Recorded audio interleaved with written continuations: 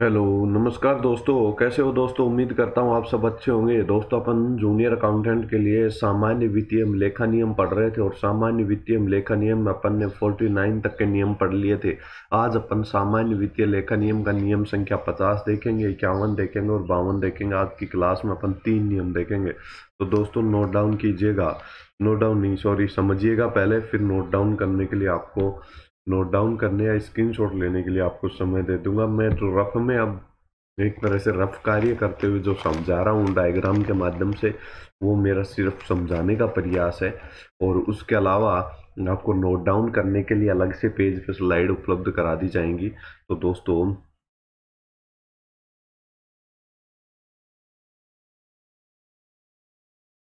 नियम संख्या 50 किसके संबंध में? सबसे पहले तो देखेंगे गैर सरकारी राशि प्राप्त करने के संबंध में।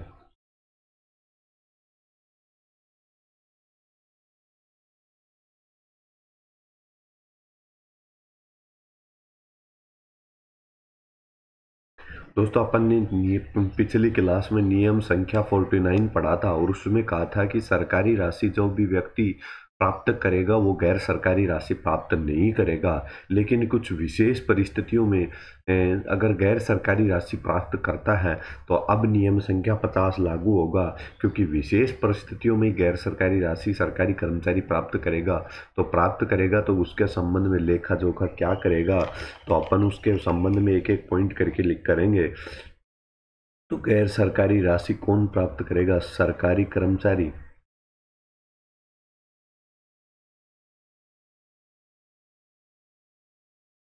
सरकारी कर्मचारी क्या प्राप्त करता है? गैर सरकारी राशि।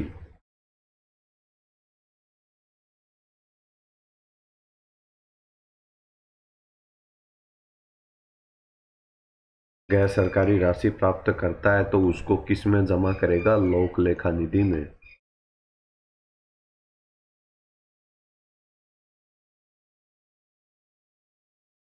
दोस्तों, एक पॉइंट हो गया है नियम संख्या 50 का, एक पॉइंट हो गया अपना। सरकारी कर्मचारी गैर सरकारी राशि प्राप्त करेगा। अपन ने 49 नियम संख्या 49 में पढ़ा था कि सरकारी कर्मचारी केवल सरकारी राशि प्राप्त करेगा, गैर सरकारी राशि प्राप्त नहीं करेगा। लेकिन अगर विशेष परिस्थितियों में गैर सरकारी राशि प्राप्त करता है तो उसको अलग बक्से के अंदर रखेगा। और सरकारी कर्मचारी गैर सरकारी राशि प्राप्त करता है तो लोक लेखा निधि में जमा करेगा। ठीक है वो दोस्तों, पॉइंट संख्या 1 हो गया। अब अपन इसका पॉइंट संख्या 2 देख करेंगे। विभागाध्यक्ष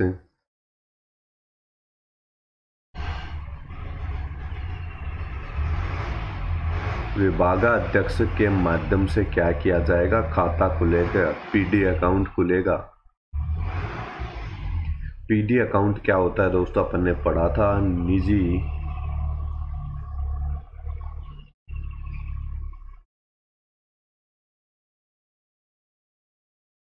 कहाँ खुलेगा? एक कोषागार में। और उसमें तुरंत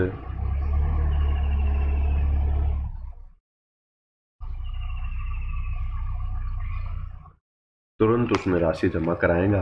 तो दोस्तों, दूसरा पॉइंट है इसमें, विभागाध्यक्ष क्या करेगा? विभागाध्यक्ष के माध्यम से पीडी अकाउंट यानी कि निजी निक्षेप खाता खोला जाएगा गैर सरकारी राशि जमा करने के लिए। कहाँ खोला जाएगा? कोषागार में। क्योंकि दोस्तों, जो भी सरकार को राशि प्राप्त होती है, चाहे वो सरकार की है या नहीं है, वो कोषागार में जमा होती है। कोषागार में उसका लेखा रखा जाता है और जमा की जाती है। तो गैर सरकारी राशि के संबंध में पीडी अकाउंट दोस्तों, जब किसी का खाता खुलेगा, अपन किसी से मान लो 500 रुपये उधार लिए, तो अपन लिखते हैं ना कि मोहन से 500 रुपये उधार लिए। तो जब तक उसका अपना नाम का खाता नहीं खोलेंगे तब तक कैसे लिखेंगे? तो निजी निक्षेप खाता कोषागार में जमा कराएंगे, तुरंत राशि जमा कराएंगे। तो अपन ने पॉइंट संख्या 2 देख लिया नियम संख्या 50 का। पॉइंट संख्या 3 देखेंगे। पॉइंट संख्या 3 क्या कहता है दोस्तों? गैर सरकारी राशि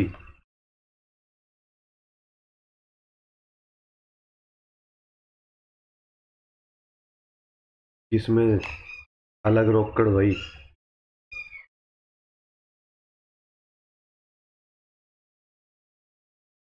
अलग से रोकड़ वही रखेंगे गैर सरकारी राशि के लिए, जिसका प्रारूप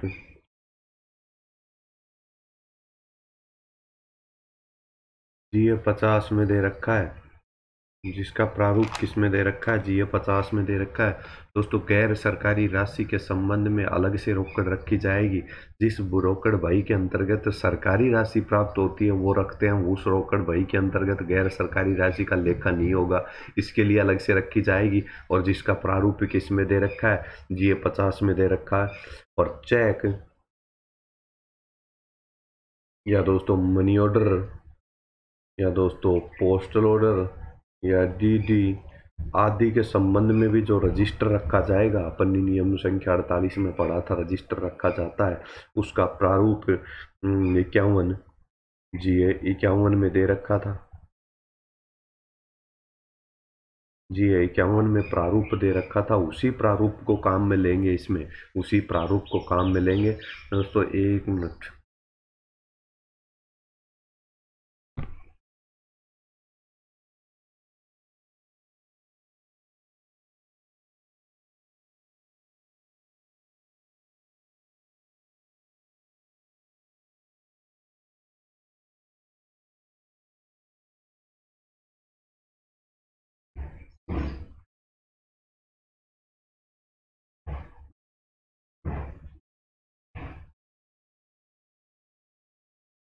ये पॉइंट यहाँ समझिएगा दोस्तों।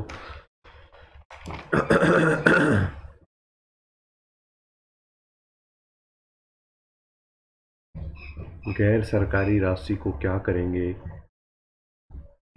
अलग रोकड़ बही में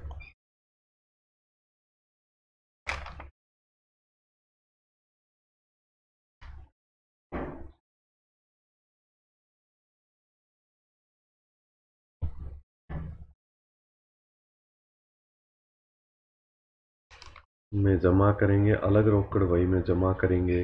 उसका प्रारूप कहाँ दे रखा है, GA 50 में दे रखा है। और cheque cheque money order, postal order और डीडी के माध्यम से अगर राशि प्राप्त होती है तो उसको भी एक रजिस्टर में उसका लेखा करेंगे और उस रजिस्टर का प्रारूप GA 51 में दे रखा है, उसको फॉलो करेंगे। तो दोस्तों, अपन ये 3 पॉइंट देखे, इसका अब एक पॉइंट और रह रहा है इसी नियम का, वो भी अपन देखते हुए चलेंगे। PD अकाउंट से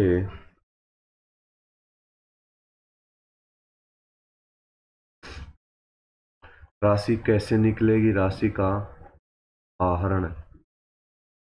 दोस्तों, आहरण होता है राशि निकालना। PD अकाउंट से राशि का आहरण कैसे होगा, सक्षम अधिकारी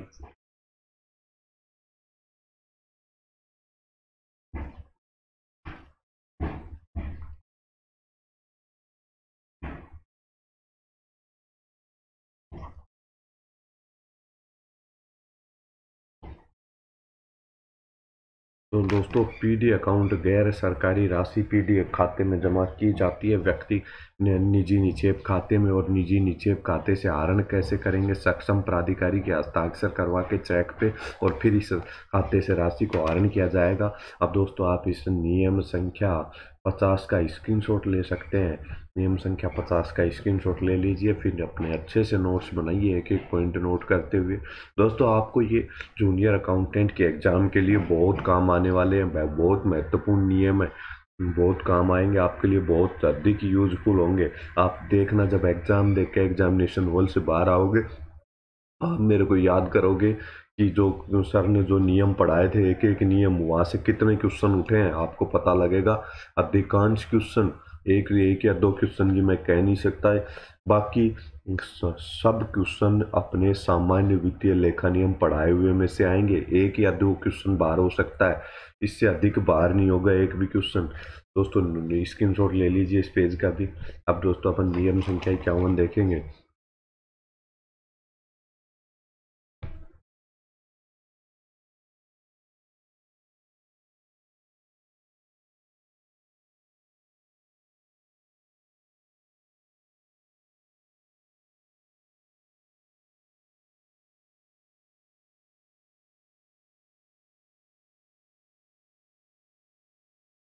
नकद शेष का सत्यापन।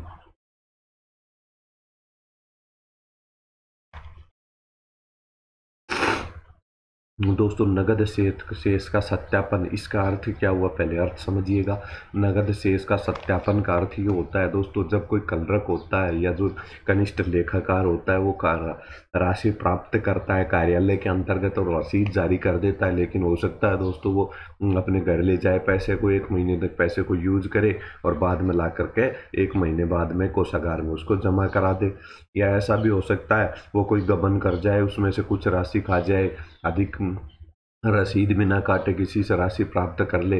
तो दोस्तों इन सब चीज़ों को ध्यान में रखने के लिए, इन सब चीज़ों को पर नियंत्रण रखने के लिए बीच बीच में क्या करेगा, बीच बीच में कार्यालय अध्यक्ष क्या करेगा, रोक नगद शेष का सत्यापन करेगा, वेरिफिकेशन करेगा कि जितनी राशि लेखों में लिखी गई है, खातों में लिखी गई है, उतनी ही राशि प्राप्त हुई है। तो ये सत्यापन करेगा, मिलान करेगा। तो नगद शेष का सत्यापन कौन करेगा? प्रत्येक माह में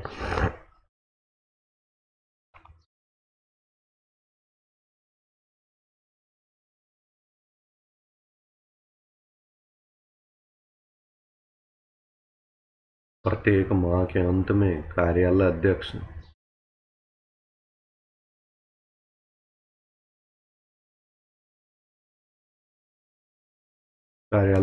क्या करेगा, प्रत्येक माह के अंत में सत्यापन करेगा उसका। एक पॉइंट हो गया अपना दोस्तों। अब दूसरा पॉइंट क्या कहता है, देखो माह में एक बार ये कार्यालय अध्यक्ष है ना, ये प्रत्येक माह के अंत में एक बार करेगा और माह में एक बार आकस्मिक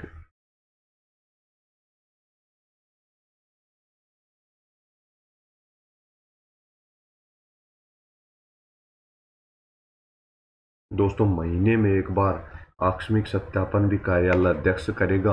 आकस्मिक यानी कि बिना कोई सूचना के अचानक से आके कनिष्ठ लेखाकार को क्या कहेगा कि लाओ भाई कितना कैश प्राप्त हुआ है कार्यालय में, वो कैश चेक कराओ और कितने की रसीद काटी हुई है दिखाओ, उसका मिलान करेगा, सत्यापन करेगा, आकस्मिक करेगा, कभी भी आकर के कर सकता है।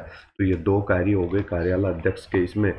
और इसके बाद अपन पॉइंट संख्या 3 देखेंगे, इसके अलावा कौन सत्यापन करेगा। दोस्तों अधिक कहीं कार्यालय के अंदर ऐसा भी तो हो सकता है कि बहुत अधिक कैश रखा जा रहा हो, अनावश्यक रूप से कैश रखा जा रहा हो, तो रिस्क रहती है उसकी। तो ये देखने के लिए आवश्यकता अनुसार कैश रखा गया है या नहीं, निम्न व्यक्ति भी सत्यापन करेंगे।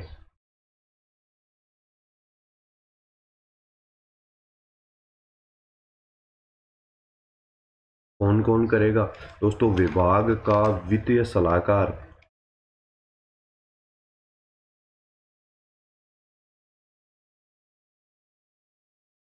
वित्तीय कला सलाहकार से लेकर लेखा अधिकारी तक, इनमें से कोई भी व्यक्ति आकस्मिक सत्यापन कर सकता है।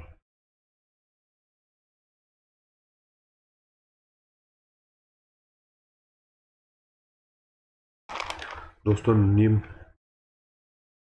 वित्तीय सलाहकार से लेकर लेखा अधिकारी तक के जो भी बीच में अधिकारी आएंगे वो उन सब अधिकारियों के द्वारा आकस्मिक सत्यापन किया जा सकता है, आकस्मिक सत्यापन किया जा सकता है। और इसके अलावा और कौन करेगा? निदेशक,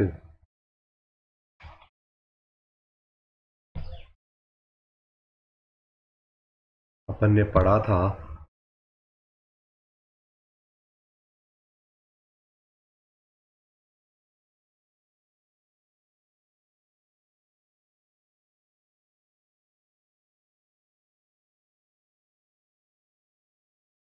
दोस्तों, निदेशक निरीक्षक विभाग के अधिकारी भी क्या कर सकते हैं? आकस्मिक सत्यापन कर सकते हैं। प्लस अधिकारी भी आकस्मिक सत्यापन कर सकते हैं। तो दोस्तों इसके अलावा अब क्या किया जाएगा, अगर अगर मान लो वित्तीय सलाहकार या से लेकर लेखा अधिकारी में से किसी ने आकस्मिक सत्यापन किया है या निदेशक निरीक्षण विभाग के अधिकारी ने सत्यापन किया है, तो वर्ष के अंत में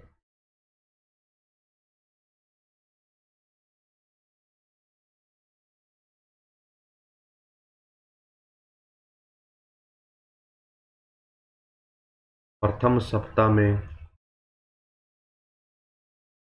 रिपोर्ट तैयार करके भेजी जाएगी किसको? वित्त विभाग को, कि हाँ इन व्यक्तियों ने सत्यापन किया है, इस संबंध में रिपोर्ट भेजी जाएगी वित्त विभाग को। तो दोस्तों अब आपने अपन ने नियम संख्या 51 पढ़ा, एक बार मैं फटाफट दोबारा समझा देता हूँ, आप ध्यान से समझिए। प्रत्येक माह के अंत में कार्यालय अध्यक्ष, कार्यालय में उसी कार्यालय में तो बैठा है कार्यालय अध्यक्ष, तो वो माह के अंत में लेखाधिकारी को या जो अपना कनिष्ठ लेखाकार होता है उसको बुला के कहेगा यार नगद का मिलान करवा, कार्यालय अध्यक्ष को कहेगा नगद का मिलान करवा, कितना नगद प्राप्त हुआ है, कितनी रसीद कटी है, मिलान करेगा वर्ष के माह के अंत में, और महीने के अंत में एक दिन अचानक से जाके कभी भी करेगा। ये तो माह के अंत में हो गया। ये आकस्मिक सत्यापन करेगा, 2 तारीख को भी कर ले, 3 को भी कर ले, अचानक जा करके पूछेगा कि भाई नगद का मिलान करवा, कितना नगद प्राप्त हुआ है, कितनी रसीद कटी है। इसके अलावा आकस्मिक सत्यापन नगद का कौन कर सकता है? वित्तीय सलाहकार से लेकर लेखाधिकारी तक कोई भी व्यक्ति आकस्मिक सत्यापन कर सकता है, और निदेशक निरीक्षण विभाग के अधिकारी भी आकस्मिक सत्यापन करते हैं। अगर ये सत्यापन करने आते हैं, इनमें से कोई भी सत्यापन करने आता है, तो इनके सत्यापन करने आने के संबंध में रिपोर्ट तैयार करके वर्ष के अंतिम के प्रथम सप्ताह में रिपोर्ट वित्त विभाग को भेजी जाएगी कि इन्होंने सत्यापन किया है। तो नियम संख्या 51 स्क्रीनशॉट ले लीजिए, नियम संख्या 51 का आप स्क्रीनशॉट ले लीजिए, नियम संख्या 51 का। अब अपन देखेंगे आज की क्लास का अंतिम नियम, देखेंगे नियम संख्या 52।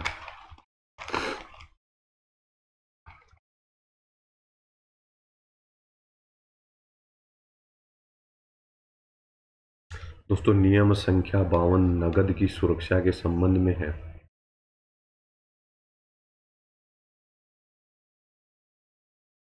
सुरक्षा कैसी?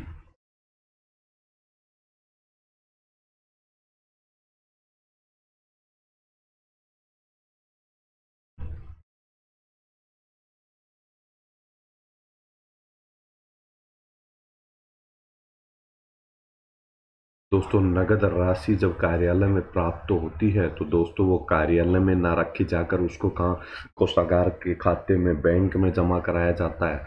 नगद में कार्यालय में रोज बहुत सारी राशि थोड़ी रखी जाएगी, अधिक राशि जो होगी, उपयोग से अधिक राशि होगी, वो बैंक में जमा होगी, ज़रूरत होगी तो आहरण किया जाएगा। तो नगद की सुरक्षा बैंक में जमा कराने के समय क्या होगा? जमा कराने के समय ये सुरक्षा की राशि की रास्ते में लाने ले जाने में, कैसे सुरक्षा के समय कैसे लाने ले जाने में,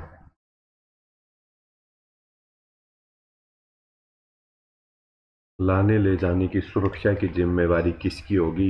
ये होगी कार्यालय अध्यक्ष।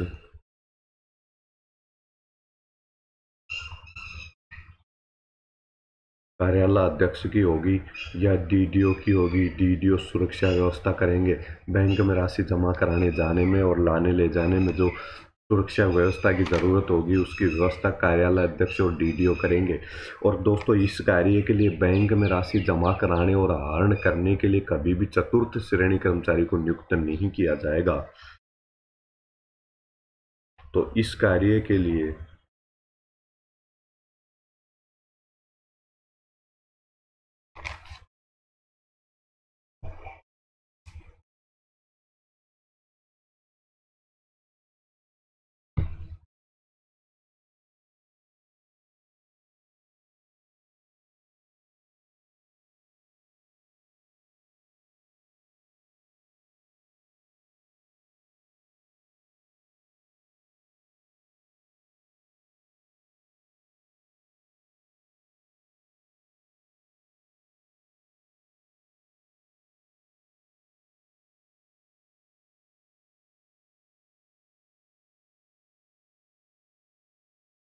इस कार्य के लिए कभी भी चतुर्थ श्रेणी कर्मचारी को नहीं लगाया जाएगा। नियम संख्या 52 क्या कहता है? जब दोस्तों कार्यालय में राशि प्राप्त होती है तो अधिक राशि जो भी होती है वो बैंक में जमा कराई जाती है, आवश्यकता होने पर आहरण की जाती है, कि समय पर लाने ले जाने की सुरक्षा व्यवस्था की जिम्मेवारी कार्यालय अध्यक्ष या डीडीओ की होगी। डीडीओ होता है दोस्तों आहरण वितरण अधिकारी। उस कार्य के लिए कभी भी बैंक से पैसे लाने या जमा कराने के लिए कभी भी चतुर्थ श्रेणी कर्मचारी की नियुक्ति नहीं की जाएगी। नियम संख्या 52 का भी आप स्क्रीनशॉट ले लीजिए। दोस्तों आज की क्लास में इतना ही, अब आगे देखेंगे अपनी नेक्स्ट क्लास में। धन्यवाद दोस्तों।